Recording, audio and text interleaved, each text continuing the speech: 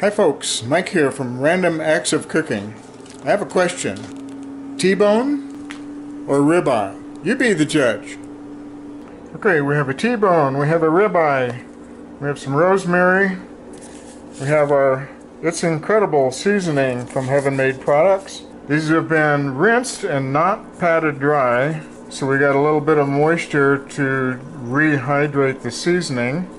Both going to be seasoned the same, with the same items, both sides.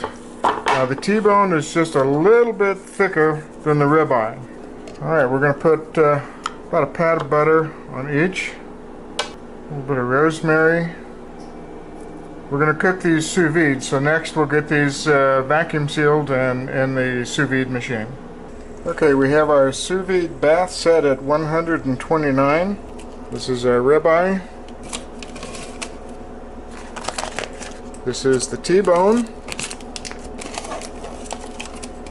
They're going in here, and these will cook at the 129 for about 1.5 hours. Okay, these steaks are done. Been in the sous vide bath for 1.5 hours, and then I had to remove them and put them in the refrigerator for half an hour because I had to leave and go do some things. So they're cooled down a little bit. Okay, we're going to pat these dry, and I decided to use the turbo sear method with the charcoal chimney, doing a constant flip. Okay, out to the turbo sear.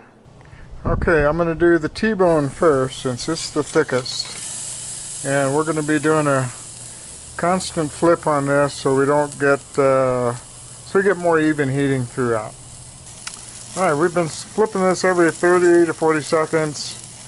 We got maybe about 2 minutes on each side. You can see we're getting a sizzle on the fat piece there.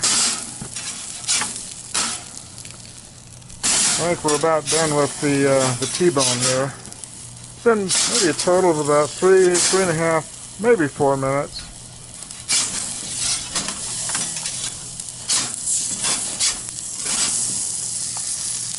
Got a nice color on the little fat ring there and the rest of it. So, alright, let's get the ribeye.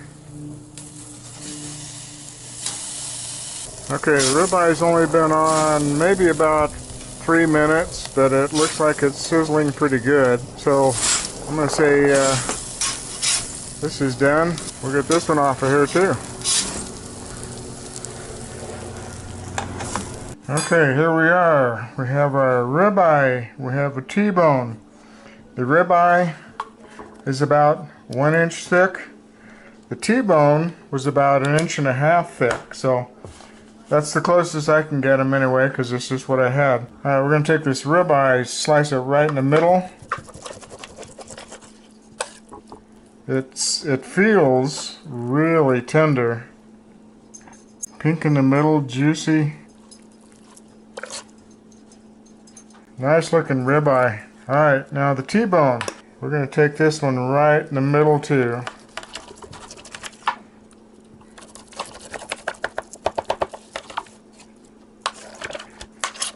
Okay, if I had to go by the cutting, this one is pretty tender too.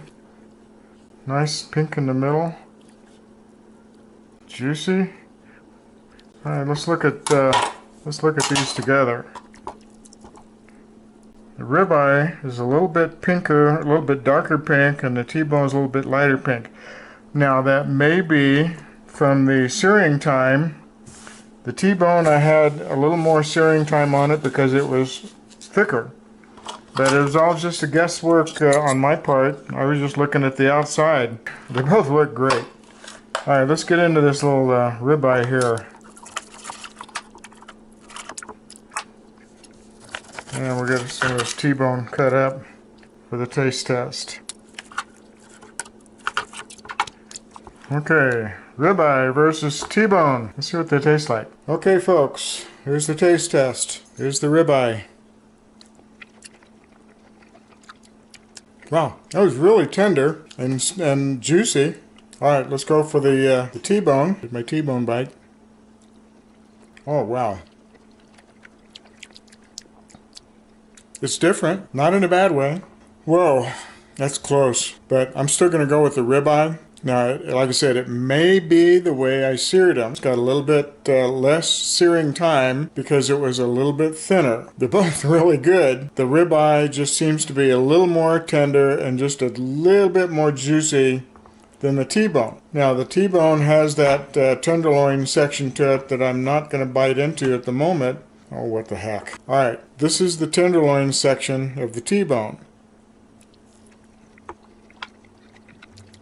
Juicy and a little bit more tender than the ribeye, which I would expect from a T-bone on the tenderloin portion of it. I would do either of these again, and if I get these T-bones this thick, I would get some more of those, or if the ribeyes are on sale, I'll get those. I like steak either way. All right, folks, subscribe if you want, and comment, and I'm gonna go eat. Later.